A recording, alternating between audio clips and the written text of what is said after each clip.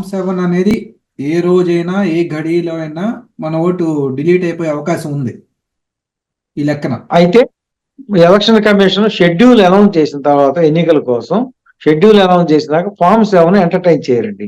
Only form 6 ఆ election nomination ముందు రోజు వరకు ఎవరైనా సరే డేట్ ఆఫ్ బర్త్ ఎలిజిబిలిటీ ఉంటే 18 ఏళ్ళు నిండిన వాళ్ళకి ఆ రోజుకి అప్లై చేసుకోవచ్చు, ఓటిస్తారు. ఫామ్ 7 మాత్రం షెడ్యూల్ ఇచ్చిన తర్వాత ఎంటర్టైన్ చేయరు. సార్, ఇప్పుడు నేను ఒక ఓటర్ని, స్కెడ్యూల్ వచ్చిన తర్వాత సాధారణంగా ఓటర్ ఎలా ఉంటాడంటే, స్కెడ్యూల్ వచ్చిన తర్వాత ఓటు ఉందా ఏ బూతో చెక్ చేసుకుంటాడు ఓటర్ మైండ్ సెట్. స్కెడ్యూల్ వచ్చిన తర్వాత నేను ఓటు చెక్ చేసుకుంటే నా ఓటు లేదు, డిలీట్ అయిపోయింది ఫామ్ 7లో. అప్పుడు అటువంటి వారి పరిస్థితి ఏంటి సార్? అప్లై చేసుకోవచ్చు అండి. ఫామ్ 6 కి ఎప్పుడూ ఉంది. ఓకే, నామినేషన్ ముందు రోజు వరకు ఫామ్ 6 అప్లై చేసుకోవచ్చు. ఓకే. అంటే ఇంకా ఖచ్చితంగా చెప్పాలంటే ఒకసారి స్కెడ్యూల్ రిలీజ్ అయిన తర్వాత ఓటు లేకపోతే ఖచ్చితంగా ఓటు నమోదు చేసుకోవాల్సిన బాధ్యత సదరు ఓటర్ మీద ఉందండి. ఎస్ సార్, అవునండి. ఓకే. అయితే ఈ మొత్తం మేము తిరుపతి బై ఎలక్షన్ లో ఉమ్, చాలా మంది దొంగ ఓట్లు బస్సుల్లో వచ్చి ఎక్కడెక్కడ బయట రాష్ట్రాల వాళ్ళు వచ్చి వేయటం జరిగింది. అసలు దీనికి కారణం ఏంటి? మా ఓటు వేశారని ఎవరు వచ్చి కంప్లైంట్ ఇవ్వట్లా. అనుమానం వచ్చింది. అనుమానం వచ్చి చూస్తే ఏం చేశారంటే వైసీపీ పార్టీ వాళ్ళు, ఈ అధికారం కూడా ఉంది కాబట్టి వాళ్ళు అంతకుముందే వాలంటీర్ల వ్యవస్థతోటి మొత్తం తిరుపతిలో ఉన్నటువంటి ఓటర్ లిస్టులన్నీ వెరిఫై చేసి ఇంటింటికి వెళ్ళి ఎవరు చనిపోయారు, ఎవరు ఆ ఇంట్లో లేరు, పోనీ ట్రాన్స్ఫర్ల మీద ఇతర వృత్తిరీత్యా ఏమైనా షిఫ్ట్ అయిపోయారా, ఇవన్నీ కూడా ఓటర్లు బూత్ల వారీగా సెలెక్ట్ చేశారు. చేసి వాళ్ళకి ఓటర్ ఐడీలు కూడా క్లోనింగ్ చేశారు, ఓకే, మార్పింగ్ చేశారు. ఓటర్ ఐడీలు క్రియేట్ చేశారు, ఆధార్ ఐడీలు కూడా క్రియేట్ చేశారు. క్రియేట్ చేసి యథేచ్ఛగా దొంగ ఓట్లు ఇచ్చారు. దీన్ని గమనించినాకే నేను తిరువూరు నియోజకవర్గంలో అప్పుడు 2,09,000 ఓట్లు ఉన్నాయి 2021 ఓటర్ లిస్టు ప్రకారం. వాటిని ఏం చేశానంటే మా బూతుల వారీగా అందరు బూత్ కన్వీనర్లతోటి మీటింగ్ పెట్టి ఓటర్ లిస్టు మొత్తం జల్లెడ పట్టించామండి. ఎవ్రీ ఓటు వెరిఫై చేయించాం. వెరిఫై చేయించినప్పుడు 5,800 ఓట్లు చనిపోయారని, సుమారుగా 3,000 మంది షిఫ్ట్ అయిపోయారు.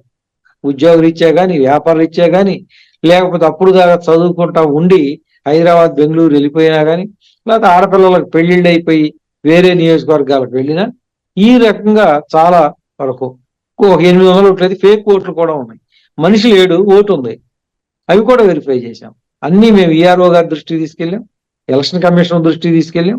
సార్ ఇలా ఓటు నోషనల్ ఓట్స్ ఉంటున్నాయండి, అంటే ఓటర్ ఉండడు, చనిపోయాడు, కానీ డెడ్ వాటర్ కూడా కంటిన్యూ అవుతున్నాయండి. దీనివల్ల మీకు దొంగ ఓట్లు వేయటానికి ఈ మాల్ ప్రాక్టీసెస్ అన్నిటికీ అవకాశం ఉంటుంది, చేయమని చెప్తే వాళ్ళు మళ్ళీ అగైన్ బిఎల్ఓలతోటి వెరిఫై చేసి తీయించి వేయించారండి. ఆ తర్వాత మేము ఈ పరిస్థితిని చంద్రబాబు నాయుడు గారి దృష్టికి తీసుకెళ్తే చంద్రబాబు నాయుడు గారు 175 నియోజకవర్గాల్లో కూడా ఇదే పని చేయండి అని చెప్పి మొత్తం 46,000 బూతులకి మేము బూత్ కమిటీలు ఫామ్ చేయటం, అన్ని నియోజకవర్గాలు ఓటర్ లిస్టులు వాళ్ళ దగ్గరుండి వెరిఫై చేయటం, ప్రతి నియోజకవర్గంలో ఎవరు చనిపోయారు, ఎవరు ఊరు వదిలి వెళ్ళిపోయారు, ఎవరు షిఫ్ట్ అయ్యారు, లేకపోతే విత్ ఇన్ ది కాన్స్టిట్యున్సీలో ఒక ఊరు నుంచి ఇంకో ఊరికి వెళ్ళారా, లేకపోతే తిరుపతి లాంటి పట్టణాల్లో ఒక వార్డు నుంచి ఇంకొక వార్డుకి షిఫ్ట్ అయిపోయారా.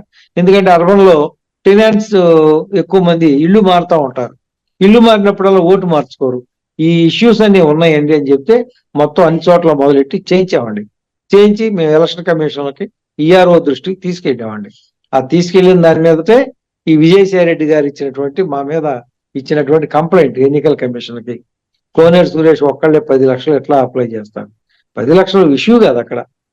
వాళ్ళు మేము 2022లో చనిపోయిన ఓట్లు 46,000 మాత్రమే ఎలక్షన్ కమిషన్ మాకు ఒక యాబ్స్ట్రాక్ట్ ఇచ్చారు. ఓకే, రివిజన్ అయిన తర్వాత 46,000 మంది చనిపోయారు, ఇంతమంది షిఫ్ట్ అయ్యారు, అదే ఆ షిఫ్టింగ్ ద్వారా ఓటర్లకు ఇట్లా ఇచ్చామని చెప్పారు. కోవిడ్లో సుమారు 3,60,000 మంది రాష్ట్రంలో చనిపోతే 46,000 ఓట్లు తీసేయటం ఏంటి అనేది అనుమానం వచ్చింది, డెడ్ ఓటర్స్. అప్పుడు నేను జనవరి 1, 2019 నుండి 2022 డిసెంబర్ 31వ తారీఖు వరకు కూడా, మళ్ళీ తర్వాత 2023 అక్టోబర్ 31వ తారీఖు వరకు department of deaths and birth family welfare department లో ఇది ఒక వింగ్ అండి. ఎందుకంటే ప్రతి చనిపోయిన వాళ్ళది రిజిస్టర్ చేస్తారు, డెత్ సర్టిఫికేట్ జనన మరణాలని రిజిస్టర్ చేస్తారు. ఆ శాఖకి ఆర్టీఐ ద్వారా అప్లై చేస్తే 2022 డిసెంబర్ నాటికి 18,56,000 మంది చనిపోయారు. 4 సంవత్సరాలు. అబౌవ్ 18 ఇయర్స్ వాళ్ళు సుమారుగా 18 లక్షలు ఉన్నారు. ఇప్పటికి నేను చెప్పేది 2023 అక్టోబర్ 31వ తారీఖు నాటికి ఇంకొక 2 లక్షల మంది చనిపోయి ఉన్నారు. మొత్తం మీద 21 లక్షలు చనిపోతే మేము వాటిని నియోజకవర్గాల వారీగా, మండలాల వారీగా, విలేజ్ల వారీగా విడగొట్టి అన్ని గ్రామ శాఖలకు పంపించాం.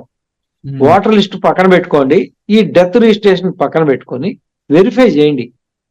ఓటర్ లిస్టు, ఈ చనిపోయిన వాళ్ళ లిస్ట్ ఇది, వీళ్ళు ఓటర్లు ఇంకా కంటిన్యూ అవుతున్నారా అని వెరిఫై చేసి ఉంటే గనక ఫామ్ 7 ఎదురుగా డెత్ రిజిస్ట్రేషన్ నంబర్ వేయండి. ఫామ్ 7లో డెత్ ఓటర్స్ లో డెత్ రిజిస్ట్రేషన్ నంబర్ వేయండి. వేసి తద్వారా మీరు ఎలక్షన్ కమిషన్కి ఇస్తే ఓటు తీసేస్తారని చెప్పామండి. 2008లో election commission of India political పార్టీలన్నిటికీ కూడా ఒక అవకాశం ఇచ్చింది. బిఎల్ఏ వ్యవస్థ, బూత్ లెవెల్ ఏజెంట్. మనం బూత్ లెవెల్ ఏజెంట్ ని అపాయింట్ చేసుకుంటే వాళ్ళు యాజ్ ఈక్వల్ యాజ్ బిఎల్ఓగా, మన గవర్నమెంట్ సైడ్ నుంచేమో బూత్ లెవెల్ ఆఫీసర్ అంటారు, మన పార్టీ నుంచేమో బూత్ లెవెల్ ఏజెంట్ అంటాం. అంటే ఇంటింటికి వెళ్ళి ఓటర్ వెరిఫై చేసినట్టే బిఎల్ఓ లాగానే మనం పొలిటికల్ పార్టీలు కూడా వెరిఫై చేసుకోవచ్చు. రైట్ ఉంటుంది, ఎవరు అబ్జెక్షన్ పెట్టడానికి వీల్లేదు బిఎల్ఏలకి.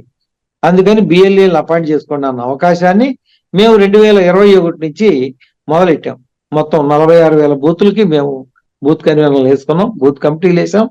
తద్వారా వాళ్ళు వెరిఫై చేసి వాళ్ళ బూత్ లో ఉన్నటువంటి 10 మంది 5గురిని దగ్గర కూర్చోబెట్టుకుని ఎవరు ఉన్నారు ఎవరు లేరు మొత్తం కూడా అవన్నింటిని కూడా కలెక్ట్ చేసి ఈ బిఎల్ఏ రోజుకి 10 చొప్పున 30కి మించకుండా ఇవ్వచ్చు అనే అవకాశం ఉందండి. డెత్ ఓటర్స్ కానీ, రిపీటెడ్ ఓటర్స్ కానీ, ఏదైనా సరే. అదేవిధంగా డూప్లికేట్లు అంటే రిపీటెడ్ ఓటర్స్ అంటారు. అదేవిధంగా మేము ఒక సాఫ్ట్వేర్ రన్ చేసి విత్ ఇన్ ది కాన్స్టిట్యున్సీలో ఒకే పేరుతో 2 ఓట్లు ఉన్నాయి అంటే ఆ ఓటర్ పేరు, తండ్రి పేరు, వయసు, ఈ మూడింటిని మ్యాచ్ చేసి మేము డూప్లికేట్లు కూడా వెరిఫై చేయించాం. 2 బూతుల్లో కూడా ఫోటో ఒకటి అయితే, సపోజ్ 160 బూత్లో ఒకటి ఉంది, 170 బూత్లో ఒకటి ఉంది అనుకోండి కోనేరు సురేష్కి, ఈ 2 బూతులు ఓటర్ లిస్ట్ లో ఫోటో ఒకటే కాదా అని చెప్పి చెక్ చేయించాం. ఫోటో ఒకటి అయితే డూప్లికేట్ గా కన్ఫర్మ్ చేసుకుని 2 ఓట్లు ఇలా ఉన్నాయి, కోనేరు సురేష్కి 2 బూత్ 160లో ఉంది, 170లో ఉందని మెన్షన్ చేసిస్తే అది బిఎల్ఓ చెక్ చేసి ఆ కోనేరు సురేష్ అనే అతను ఏ ఇంట్లో ఉన్నాడో అది నిర్ధారించుకుని 2వ ఇంట్లో ఉన్నటువంటి ఓటు తీసేశారండి. ఇంత ఎక్సర్సైజ్ చేయాల్సి వచ్చింది మొత్తం మీద కూడా. ఇది మేము చేసిన స్థూలంగా voter list, cleaning of voter list విషయంలో మేము చేసిన పని ఇదండి. ఎక్కడ మాకు అక్రమాలు చేయాల్సిన అవసరం లేదు, యథేచ్ఛగా దొంగ ఓట్లు చేయించాల్సిన అవసరం లేదు. అధికారం మీ చేతిలో లేదు కదా అక్రమాలు చేయడానికి కూడా.